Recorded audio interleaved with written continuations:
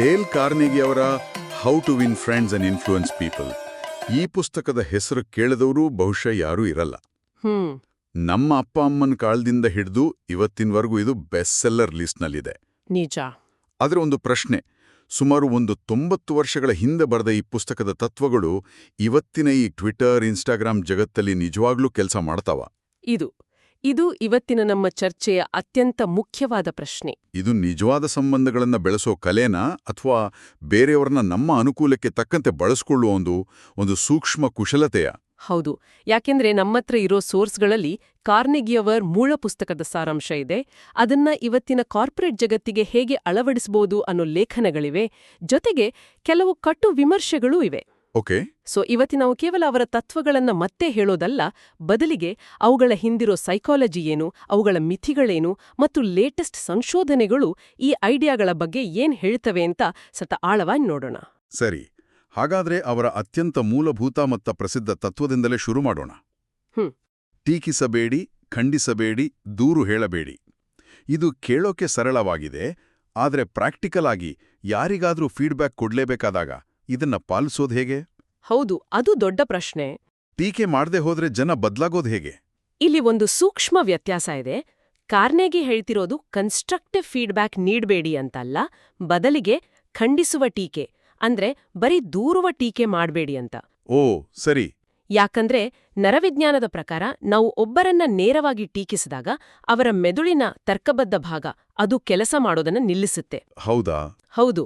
ಬದಲಿಗೆ ಬೆದರಿಕೆಯನ್ನು ಗ್ರಹಿಸುವ ಅಮಿಗ್ಡಲಾ ಅನ್ನೋ ಭಾಗ ಆಕ್ಟಿವೇಟ್ ಆಗುತ್ತೆ.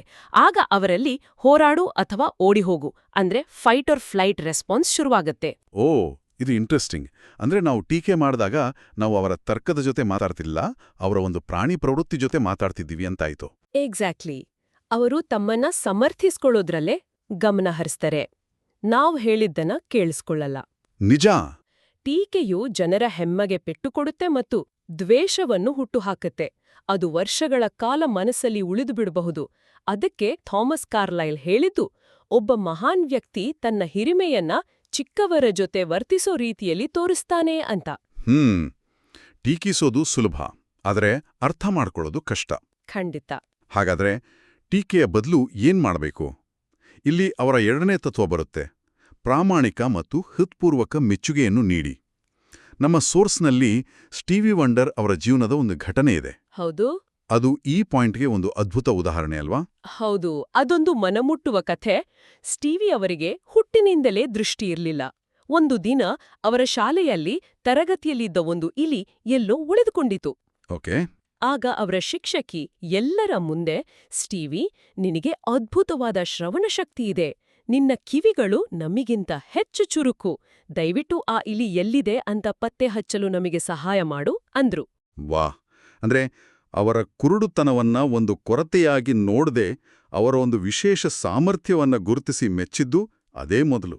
ಅದೇ, ಆ ಒಂದು ಸಣ್ಣ ಮೆಚ್ಚುಗೆ ಅವರ ಜೀವನದ ದಿಕ್ಕನ್ನೇ ಬದಲಾಯಿಸ್ಬಿಡ್ತು. ಪ್ರತಿಯೊಬ್ಬರಿಗೂ ಆಳದಲ್ಲಿ ತಮ್ಮನ್ನು ಯಾರಾದ್ರೂ ಗುರುತಿಸ್ಬೇಕು, ತಾವು ಮುಖ್ಯ ಅಂತ ಭಾವಿಸ್ಬೇಕು ಅನ್ನೋ ಬಯಕೆ ಇರುತ್ತೆ. ಇದು ಕೇವಲ ಭಾವನಾತ್ಮಕ ವಿಚಾರ ಅಲ್ಲ. ಚಾರ್ಲ್ಸ್ ಶ್ವಾಬ್, ಅಮೆರಿಕದ ದೊಡ್ಡ ಉದ್ಯಮಿ, ಅವರೇ ಹೇಳ್ರು, ತಮ್ಮ ಯಶಸ್ಸಿನ ರಹಸ್ಯವೇ ಇದು ಅಂತ. ಮೆಚ್ಚುಗೆ ಮತ್ತು ಪ್ರೋತ್ಸಾಹದ ಮೂಲಕ ಜನರಲ್ಲಿರೋ ಬೆಸ್ಟನ್ನ ಹೊರತರೋದು. ಈ ಮೆಚ್ಚುಗೆ ಐಡಿಯಾ ಚೆನ್ನಾಗಿದೆ, ಆದರೆ ಇವತ್ತಿನ ಕಾರ್ಪೊರೇಟ್ ಜಗತ್ತಲ್ಲಿ ಮ್ಯಾನೇಜರ್ಗಳು ಇದನ್ನೊಂದು ಟೆಕ್ನಿಕ್ ಆಗಿ ಬಳಸಿದ್ರೆ ಅದು ಕೃತಕವಾಗಿ, ಫೇಕ್ ಆಗಿ ಕಾಣುವ ಅಪಾಯ ಇರುತ್ತಲ್ವಾ? ಖಂಡಿತ ಇರುತ್ತೆ. ಅದಕ್ಕೆ ಕಾರ್ನೆಗಿ ಪ್ರಾಮಾಣಿಕ ಮತ್ತು ಹೃತ್ಪೂರ್ವಕ ಅನ್ನೋ ಪದಗಳನ್ನ ಬಳಸೋದು. ಹೌದು. ಸುಮ್ನೆ ಹೊಗಳೋದಕ್ಕೂ ನಿಜವಾಗಿಯೂ ಮೆಚ್ಚೋದಕ್ಕೂ ವ್ಯತ್ಯಾಸ ಇದೆ. ನೀವೊಬ್ಬರ ಕೆಲಸದಲ್ಲಿ ನಿಜವಾಗ್ಲೂ ಇಷ್ಟಪಟ್ಟ ಒಂದು ಸಣ್ಣ ಅಂಶವನ್ನ ಸ್ಪೆಸಿಫಿಕ್ ಆಗಿ ಹೇಳಿದಾಗ ಅದು ಪ್ರಾಮಾಣಿಕ ಅನ್ಸುತ್ತೆ. ಉದಾಹರಣೆಗೆ, ಅನ್ನೋ ಬದಲು, ನೀವು ಆ ಪ್ರೆಸೆಂಟೇಷನ್ನಲ್ಲಿ ಬಳಸಿದ ಡೇಟಾ ಪಾಯಿಂಟ್ಸ್ ತುಂಬಾ ಪರಿಣಾಮಕಾರಿಯಾಗಿತ್ತು, ಅದು ನಮ್ಮ ಕ್ಲೈಂಟ್ಗೆ ಕನ್ವಿನ್ಸ್ ಮಾಡೋಕೆ ಹೆಲ್ಪ್ ಮಾಡ್ತು ಅಂದಾಗ ಅದಕ್ಕೆ ಹೆಚ್ಚು ತೂಕ ಇರುತ್ತೆ. ಸರಿ, ಅರ್ಥವಾಯಿತು. ಟೀಕೆಯನ್ನ ತಪ್ಪಿಸೋದು, ಮೆಚ್ಚುಗೆಯನ್ನ ಕೊಡೋದು. ಮೂರನೇದಾಗಿ, ಇನ್ನೊಬ್ಬ ವ್ಯಕ್ತಿಯಲ್ಲಿ ಉತ್ಕಟವಾದ ಬಯಕೆಯನ್ನ ಹುಟ್ಟುಹಾಕಿ. ಅಂದ್ರೆ ನಮಗೆ ಬೇಕಾದದ್ರ ಬಗ್ಗೆ ಮಾತಾಡೋ ಬದಲು ಅವರಿಗೆ ಬೇಕಾದ್ರ ಬಗ್ಗೆ ಮಾತಾಡೋದು. ಆದ್ರೆ ಇದು ಸ್ವಲ್ಪ ಕುಶಲತೆಯಂತೆ ಮ್ಯಾನಿಪ್ಯುಲೇಟಿವ್ ಅಂತೆ ಕೇಳಿಸ್ತಿಲ್ವಾ? ಹೌದು, ನೀವು ಎತ್ತಿದ ಪಾಯಿಂಟ್ ತುಂಬಾ ಮುಖ್ಯವಾದದ್ದು. ನಾವು ನಮ್ಮ ಕೆಲಸ ಮಾಡಿಸ್ಕೊಳಕ್ಕೆ ಬೇರೆಯವರ ಆಸೆಯನ್ನ ಬಳಸ್ಕೊಳ್ತಿದ್ದೀವಿ ಅನಿಸುತ್ತೆ. ಇದೇ ಕಾರ್ನೇಗಿಯವರ ತತ್ವಗಳ ಮೇಲಿರೋ ದೊಡ್ಡ ವಿಮರ್ಶೆ ಕೂಡ. ಆದ್ರೆ ಕಾರ್ನೆಗಿ ಇದನ್ನ ನೋಡೋ ರೀತಿ ಬೇರೆ. ಅವ್ರು ಹೇಳೋದು, ಮೀನು ಹಿಡಿಯೋಕ್ ಹೋಗುವಾಗ ನಾವು ನಮಗಿಷ್ಟವಾದ ಸ್ಟ್ರಾಬೆರಿ ಕ್ರೀಮನ್ನ ಗಾಳಕ್ಕೆ ಹಾಕಲ್ಲ, ಮೀನಿಗಿಷ್ಟವಾದ ಹುಳವನ್ನೇ ಹಾಕ್ತೀವಿ. ಓಕೆ, ಒಳ್ಳೆ ಅನಾಲಜಿ. ಇದರರ್ಥ ನೀವು ಇನ್ನೊಬ್ಬರ ದೃಷ್ಟಿಕೋನವನ್ನ ಅರ್ಥ ಮಾಡ್ಕೊಳ್ಬೇಕು. ಹೆನ್ರಿ ಫೋರ್ಡ್ ಹೇಳಿದ ಹಾಗೆ, ಯಶಸ್ಸಿನ ರಹಸ್ಯ ಒಂದಿದ್ರೆ ಅದು ಇನ್ನೊಬ್ಬರ ದೃಷ್ಟಿಕೋನವನ್ನ ಅರಿಯೋದು ಮತ್ತು ವಿಷಯಗಳನ್ನ ಅವರ ಕೋನದಿಂದ ನೋಡೋ ಸಾಮರ್ಥ್ಯದಲ್ಲಿದೆ. ಓಕೆ, ಹಾಗಾದ್ರೆ ಇದು ಮ್ಯಾನಿಪ್ಯುಲೇಷನ್ ಅಲ್ಲ, ಬದಲಿಗೆ ಒಂದು ವಿನ್ ವಿನ್ ಪರಿಸ್ಥಿತಿಯನ್ನ ಸೃಷ್ಟಿಸೋದು. ಹೌದು, ನನ್ನ ಆಲೋಚನೆಯಿಂದ ಅವ್ರಿಗೇನು ಲಾಭ ಅಂತ ಯೋಚಿಸೋದು. ಕರೆಕ್ಟ್. ನೀವು ಏನನ್ನಾದ್ರೂ ಮಾರಾಟ ಮಾಡ್ತಿದ್ರೆ, ನಾನು ಇದನ್ನ ಸೇಲ್ ಮಾಡ್ಬೇಕು ಅಂತ ಯೋಚಿಸೋ ಬದಲು ಈ ಪ್ರಾಡಕ್ಟ್ ಅವರ ಯಾವ ಸಮಸ್ಯೆಯನ್ನ ಪರಿಹರಿಸುತ್ತೆ ಅಂತ ಯೋಚಿಸಿದಾಗ ಸಂಭಾಷಣೆಯೇ ಬದಲಾಗುತ್ತೆ. ಇದು ಕುಶಲತೆಯಲ್ಲ, ಇದು ಸಹಾನುಭೂತಿ, ಎಂಪಥಿ. ಸರಿ, ಈ 3 ಮೂಲಭೂತ ತಂತ್ರಗಳು ಜನರೊಂದಿಗೆ ವ್ಯವಹರಿಸಲು ಒಂದು ಅಡಿಪಾಯ ಹಾಕಿಕೊಡ್ತವೆ. ಹಾಗಾದ್ರೆ ಜನರೊಂದಿಗೆ ನಿಜವಾದ ಕನೆಕ್ಷನ್ ಬೆಳೆಸ್ಕೊಳ್ಳೋದು ಹೇಗೆ? ಜನರಿಗೆ ನಾವು ಇಷ್ಟವಾಗುವಂತೆ ಮಾಡೋದು ಹೇಗೆ? ಬಹುಶಃ ಅವರ ಮುಂದಿನ 6 ತತ್ವಗಳು ಇದರ ಬಗ್ಗೆನೇ ಹೇಳೋದು. ಹೌದು. ಆ 6 ತತ್ವಗಳ ಸಾರಾಂಶ ಒಂದೇ. ಇನ್ನೊಬ್ಬ ವ್ಯಕ್ತಿಗೆ ಅವರು ಮುಖ್ಯ, ಅವರು ಮೌಲ್ಯಯುತರು ಅನ್ನೋ ಭಾವನೆಯನ್ನ ಕೊಡೋದು. ಓಕೆ. ಉದಾಹರಣೆಗೆ, ಮೊದಲ ತತ್ವ ಇತರರಲ್ಲಿ ಪ್ರಾಮಾಣಿಕ ಆಸಕ್ತಿ ತೋರಿಸುವುದು. ಇದು ಸುಮ್ನೆ ಹೇಗಿದ್ದೀರಾ ಅಂತ ಕೇಳೋದಲ್ಲ. ಅವರ ಹವ್ಯಾಸಗಳ ಬಗ್ಗೆ, ಅವರ ಮಕ್ಕಳ ಬಗ್ಗೆ, ಅವರ ಗುರಿಗಳ ಬಗ್ಗೆ ನಿಜವಾಗಿಯೂ ಕೇಳಿ ತಿಳಿದುಕೊಳ್ಳೋದು. ಮತ್ತು ಅವರ ಹೆಸರನ್ನ ನೆನಪಿಟ್ಟುಕೊಂಡು ಬಳಸೋದು. ಇದು ತುಂಬಾ ಸಣ್ಣ ವಿಷಯ ಅನಿಸ್ಬೋದು, ಆದ್ರೆ ಇದರ ಪರಿಣಾಮ ದೊಡ್ಡದು ಅಲ್ವಾ? ಖಂಡಿತ. ಕಾರ್ನೆಗೆ ಹೇಳೋ ಹಾಗೆ, ಒಬ್ಬ ವ್ಯಕ್ತಿಗೆ ಅವರ ಹೆಸರು ಯಾವುದೇ ಭಾಷೆಯಲ್ಲಿರೋ ಅತ್ಯಂತ ಸಿಹಿಯಾದ ಮತ್ತು ಪ್ರಮುಖವಾದ ಶಬ್ದ. ನೀವು ಅವರ ಹೆಸರನ್ನ ಬಳಸಿದಾಗ ನೀವು ಅವರಿಗೆ ಪರ್ಸನಲ್ ಅಟೆನ್ಷನ್ ಕೊಟ್ಟಿದ್ದೀರಿ ಅಂತ ತೋರಿಸುತ್ತೆ. ಇದರ ಜೊತೆಗೆ ಮುಗುಳ್ನಗುವುದು ಕೂಡ. ಒಂದು ಪ್ರಾಮಾಣಿಕ ನಗು, ನಾನು ನಿಮ್ಮನ್ನ ಇಷ್ಟಪಡ್ತೀನಿ, ನಿಮ್ಮನ್ನು ನೋಡಿ ನನಗೆ ಸಂತೋಷವಾಯ್ತು ಅಂತ ಯಾವುದೇ ಮಾತಿಲ್ದೆ ಹೇಳುತ್ತೆ. ಹಾಗೆ ಉತ್ತಮ ಕೇಳುಗನಾಗೋದು. ಡಿಸ್ರೇಲಿ ಹೇಳಿದಂತೆ, ಜನರೊಂದಿಗೆ ಅವರ ಬಗ್ಗೆ ಮಾತಾಡಿ, ಅವರು ಗಂಟೆಗಟ್ಲೆ ಕೇಳ್ತಾರೆ. ನಿಜ. ನಾವೆಲ್ಲರೂ ನಮ್ಮ ಬಗ್ಗೆ ಮಾತಾಡೋಕೆ ಇಷ್ಟಪಡ್ತೀವಿ. ಹೌದು. ಬೇರೆಯವರಿಗೆ ಆ ಅವಕಾಶ ಕೊಟ್ಟಾಗ ಅವರು ನಮ್ಮನ್ನ ಇಷ್ಟಪಡ್ತಾರೆ. ಸೊ ಕೊನೆಯದಾಗಿ ಈ ಎಲ್ಲ ತತ್ವಗಳ ಉದ್ದೇಶ ಒಂದೇ. ಇನ್ನೊಬ್ಬ ವ್ಯಕ್ತಿಗೆ ಅವರು ಮುಖ್ಯವೆಂದು ಪ್ರಾಮಾಣಿಕವಾಗಿ ಭಾವಿಸುವಂತೆ ಮಾಡಿ. ಕ್ಷಮಿಸಿ, ದಯವಿಟ್ಟು, ಧನ್ಯವಾದಗಳು ನಂತ್ವಾ ಸಣ್ಣ ಪದಗಳು ಅವರ ಅಭಿಪ್ರಾಯಕ್ಕೆ ಗೌರವ ಕೊಡೋದು, ಇವೆಲ್ಲವೂ ಸಂಬಂಧಗಳನ್ನ ಗಟ್ಟಿಗೊಳಿಸ್ತವೆ. ಈ ತತ್ವಗಳೆಲ್ಲ ವೈಯಕ್ತಿಕ ಸಂಬಂಧಗಳಿಗೆ ಚೆನ್ನಾಗಿ ಅನ್ವಯಿಸುತ್ತವೆ. ಅರೆ, ನಾಯಕತ್ವದ ವಿಷಯಕ್ಕೆ ಬಂದ್ರೆ, ಒಬ್ಬ ಲೀಡರ್ ಯಾವಾಗಲೂ ಹೀಗೆ ಮೆದುವಾಗಿರಲು ಸಾಧ್ಯವೇ? ಒಳ್ಳೆ ಪ್ರಶ್ನೆ. ಕೆಲವೊಮ್ಮೆ ಕಠಿಣ ನಿರ್ಧಾರಗಳನ್ನ ತೆಗೆದುಕೊಳ್ಬೇಕಾಗುತ್ತಲ್ವೇ? ನಮ್ಮ ಸೋರ್ಸ್ನಲ್ಲಿರುವ ಕೆವಿನ್ ಜೆ ಸೆನ್ಸಿನಿಂಗ್ ಅವರ ಲೇಖನ ಇದನ್ನೇ ಚರ್ಚಿಸುತ್ತೆ ಅನ್ಸುತ್ತೆ. ಹೌದು. ಆ ಲೇಖನದಲ್ಲಿ ವಿಶ್ವಾಸ ಮತ್ತು ಗೌರವದ ಮೇಲೆ ಕಟ್ಟಿದ ಸಂಬಂಧಗಳು ಉದ್ಯೋಗಿಗಳ ನಿಷ್ಠೆಗೆ ಹೇಗೆ ಅಡಿಪಾಯವಾಗ್ತವೆ ಅಂತ ವಿವರಿಸಲಾಗಿದೆ. ಅದರಲ್ಲಿ 3 ಹಂತಗಳನ್ನ ಹೇಳಿದ್ದಾರೆ. ಯಾವು? 1. ಸಂಬಂಧಗಳನ್ನ ಬಲಪಡಿಸೋದು. 2. ತಂಡದ ಕೆಲಸವನ್ನ ಹೆಚ್ಚಿಸೋದು. ಮತ್ತು 3. ಬದಲಾವಣೆಯ ಮಾಲೀಕತ್ವವನ್ನ ತೆಗೆದುಕೊಳ್ಳಲು ಉದ್ಯೋಗಿಗಳನ್ನ ಸಜ್ಜುಗೊಳಿಸೋದು. ಓಕೆ. ಕಾರ್ನೆಗಿಯವರ ಬಿ ಎ ಲೀಡರ್ ವಿಭಾಗದ ತತ್ವಗಳು ಇದಕ್ಕೆ ನೇರವಾಗಿ ಸಂಬಂಧಿಸಿವೆ. ಉದಾಹರಣೆಗೆ, ಹೊಗಳಿಕೆ ಮತ್ತು ಪ್ರಾಮಾಣಿಕ ಮೆಚ್ಚುಗೆಯೊಂದಿಗೆ ಪ್ರಾರಂಭಿಸಿ. ಅಂದ್ರೆ, ಫೀಡ್ಬ್ಯಾಕ್ ಕೊಡುವ ಮೊದಲು ಅವರ ಒಳ್ಳೆ ಕೆಲಸವನ್ನು ಗುರುತಿಸೋದು. ಹೌದು. ಅದು ದಂತವೈದ್ಯರು ನೋವಾಗದಂತೆ ಇಂಜೆಕ್ಷನ್ ಕೊಡುವ ಮೊದಲು ಆ ಜಾಗವನ್ನ ನಿಶ್ಚೇಷ್ಟಿತಗೊಳಿಸಿದಂತೆ.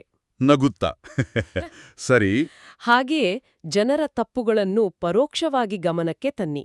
ನೇರವಾಗಿ ನೀವು ತಪ್ಪು ಮಾಡಿದ್ದೀರಿ ಎನ್ನೋ ಬದಲು ಈ ರೀತಿ ಮಾಡಿದ್ರೆ ಇನ್ನೂ ಉತ್ತಮ ಫಲಾಂಶ ಸಿಗಬಹುದೇನೋ ಅಂತ ಹೇಳೋದು ಹೆಚ್ಚು ಪರಿಣಾಮಕಾರಿ.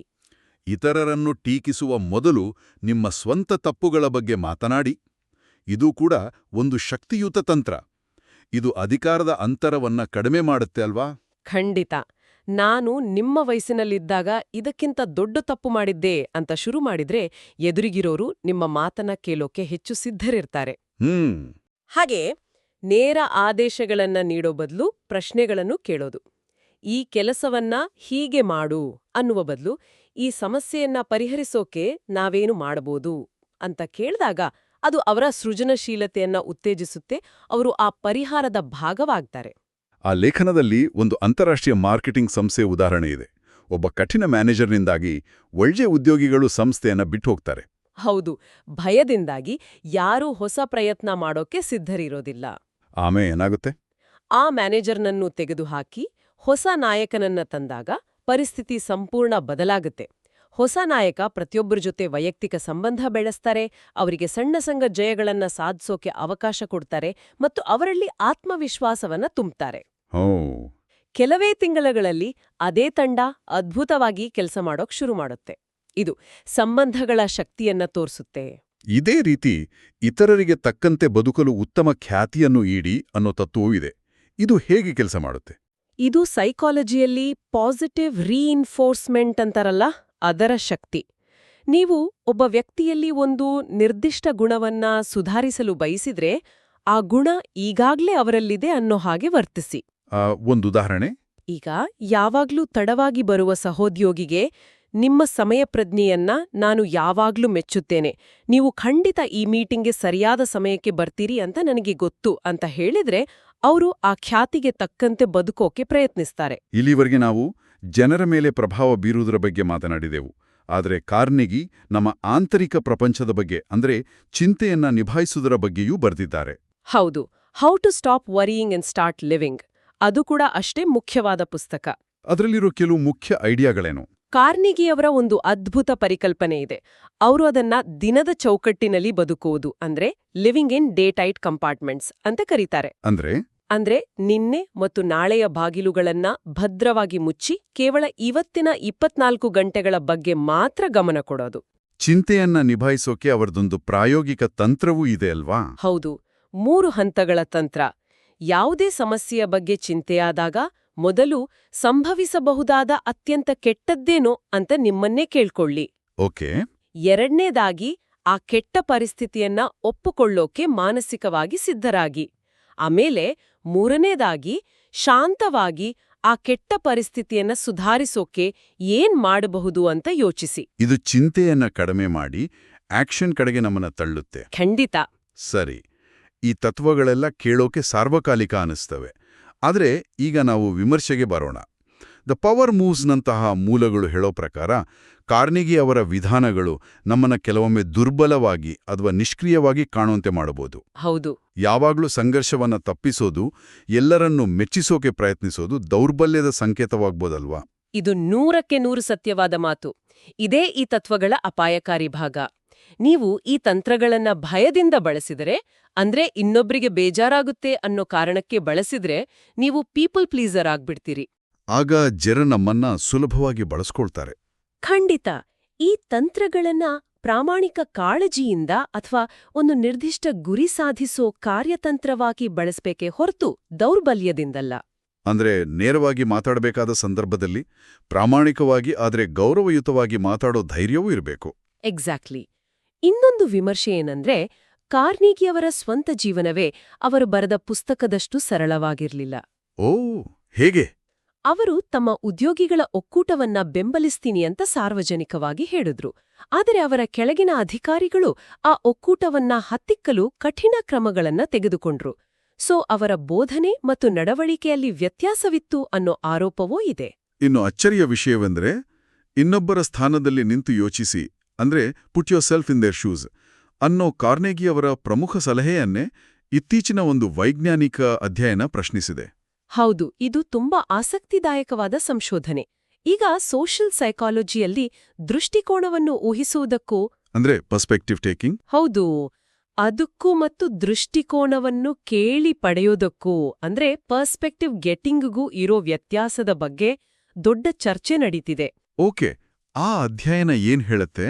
ಅದರ ಪ್ರಕಾರ ನಾವು ಇನ್ನೊಬ್ಬರ ಸ್ಥಾನದಲ್ಲಿ ನಿಂತು ಅವರು ಏನು ಯೋಚಿಸ್ತಿರ್ಬೋದು ಅಂತ ಕೇವಲ ಊಹಿಸಿದಾಗ ನಮ್ಮ ಊಹೆಗಳು ಸರಿ ಇವೆ ಅನ್ನೋ ನಮ್ಮ ಆತ್ಮವಿಶ್ವಾಸ ಮಾತ್ರ ಹೆಚ್ಚುತ್ತದೆಯೇ ಹೊರತು ನಮ್ಮ ಊಹೆಗಳ ನಿಖರತೆ ಹೆಚ್ಚಾಗೋದಿಲ್ಲ. ಅಂದ್ರೆ ಇನ್ನೊಬ್ರು ಏನು ಯೋಚಿಸ್ತಿದ್ದಾರೆಂದು ನಾವು ಊಹಿಸೋ ಬದಲು ನೇರವಾಗಿ ಅವರನ್ನೇ ಕೇಳೋದು ಉತ್ತಮ ಅಂತ. ಕರೆಕ್ಟ್. ಯಾಕಂದ್ರೆ ನಮ್ಮ ಊಹೆಗಳು ನಮ್ಮ ಸ್ವಂತ ಅನುಭವಗಳು ಮತ್ತು ಪೂರ್ವಾಗ್ರಹಗಳಿಂದ ಪ್ರಭಾವಿತವಾಗಿರುತ್ತವೆ. ನೇರವಾಗಿ ಕೇಳೋದ್ರಿಂದ ಅವರ ನಿಜವಾದ ಆಲೋಚನೆಗಳು, ಭಾವನೆಗಳು ಮತ್ತು ಆದ್ಯತೆಗಳನ್ನ ನಾವು ಅರ್ಥ ಮಾಡ್ಕೊಳ್ಬೋದು. ಇದು ತಪ್ಪು ತಿಳುವಳಿಕೆಯನ್ನ ಕಡಿಮೆ ಮಾಡುತ್ತೆ. ಹಾಗಾದ್ರೆ ಈ ಇಡೀ ಚರ್ಚೆಯ ಒಟ್ಟಾರೆ ಸಾರಾಂಶವೇನು? ಡೇಲ್ ಕಾರ್ನೆಗಿ ಅವರ ತತ್ವಗಳು ಇಂದಿಗೂ ಪ್ರಸ್ತುತವೇ? ಖಂಡಿತ ಪ್ರಸ್ತುತ. ಪ್ರಾಮಾಣಿಕತೆ, ಮೆಚ್ಚುಗೆ ಮತ್ತು ಇತರರ ದೃಷ್ಟಿಕೋನಕ್ಕೆ ಗೌರವ ನೀಡುವುದು ಇಂದಿಗೂ ಯಶಸ್ವಿ ಸಂಬಂಧಗಳ ಅಡಿಪಾಯ. ಆದ್ರೆ ಈ ತತ್ವಗಳನ್ನ ಕುರುಡಾಗಿ ಪ್ರತಿ ಸಂದರ್ಭದಲ್ಲೂ ಅನ್ವಯಿಸಬಾರದು. ಅವುಗಳನ್ನ ಸಂದರ್ಭಕ್ಕೆ ತಕ್ಕಂತೆ ಜಾಗರೂಕತೆಯಿಂದ ಮತ್ತು ಒಂದು ಕಾರ್ಯತಂತ್ರದ ಭಾಗವಾಗಿ ಬಳಸಬೇಕು. ಅಂದ್ರೆ ಒಂದು ಸಮತೋಲನ ಬೇಕು. ಹೌದು. ಜನರ ಭಾವನೆಗಳನ್ನ ಗೌರವಿಸೋದು ಮುಖ್ಯ, ಆದ್ರೆ ಸತ್ಯವನ್ನ ನೇರವಾಗಿ ಹೇಳಬೇಕಾದಾಗ ಹಿಂಜರಿಯಬಾರದು. ಹಾಗಾದ್ರೆ ಕೇಳುಗರಿಗೆ ಒಂದು ಅಂತಿಮ ಆಲೋಚನೆ. ಮುಂದಿನ ಬಾರಿ ನೀವು ನಿಮ್ಮ ಸಂಗಾತಿ, ಸಹೋದ್ಯೋಗಿ ಅಥವಾ ಸ್ನೇಹಿತರನ್ನ ಅರ್ಥ ಮಾಡಿಕೊಳ್ಳೋಕೆ ಪ್ರಯತ್ನಿಸುವಾಗ ಅವರ ಸ್ಥಾನದಲ್ಲಿ ನಿಂತು ಅವರು ಹೀಗೆ ಯೋಚಿಸುತ್ತಿರಬಹುದು ಅಂತ ಕೇವಲ ಊಹಿಸೋ ಬದಲು ಒಂದು ಕ್ಷಣ ನಿಂತು ಈ ವಿಷಯದ ಬಗ್ಗೆ ನಿಮ್ಮ ಅಭಿಪ್ರಾಯವೇನು, ಅಥವಾ ನಿಮಗೆ ಯಾವುದು ಮುಖ್ಯ ಅಂತ ನಾನು ತಿಳಿದುಕೊಳ್ಳಬಹುದೇ ಅಂತ ನೇರವಾಗಿ ಕೇಳೋಕೆ ಪ್ರಯತ್ನಿಸಿ. ಊಹೆ ಮತ್ತು ನೇರ ಸಂವಾದದ ನಡುವಿನ ಆ ಸಣ್ಣ ವ್ಯತ್ಯಾಸ ನಿಮ್ಮ ಸಂಬಂಧಗಳಲ್ಲಿ ನೀವು ಊಹಿಸದಷ್ಟು ದೊಡ್ಡ ಮತ್ತು ಸಕಾರಾತ್ಮಕ ಬದಲಾವಣೆಗಳನ್ನು ತರಬಹುದು.